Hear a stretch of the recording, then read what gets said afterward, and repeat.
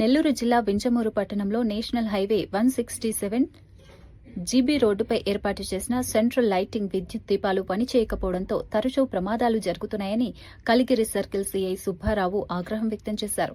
కావలి నుంచి సీతారాంపురం వరకు చేపడుతున్న హైవే పనుల్లో కాంట్రాక్టర్లు, హైవే అథారిటీ అధికారులు నిర్లక్ష్యంగా వ్యవహరిస్తున్నారని మండిపడ్డారు. రాత్రి జరిగిన రోడ్డు ప్రమాదంలో ఓ బాలుడు మృతి చెందడం పట్ల తీవ్ర దిగ్భ్రాంతి వ్యక్తం చేసిన సీఐ ప్రజల ప్రాణాలతో చెలగాటం ఆడవద్దని అధికారులను హెచ్చరించారు.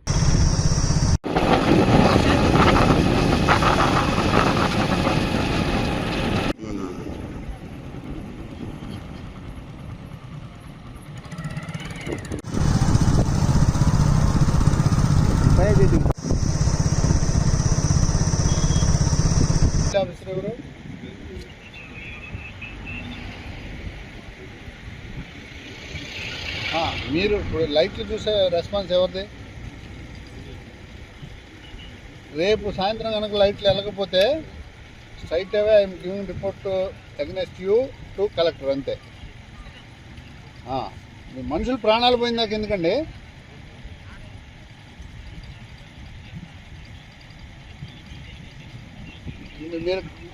మీరు కట్టేసి ఏ డిపార్ట్మెంట్ ఎవరో ఏడీతోనే మాట్లాడతారండి? చేయించండి,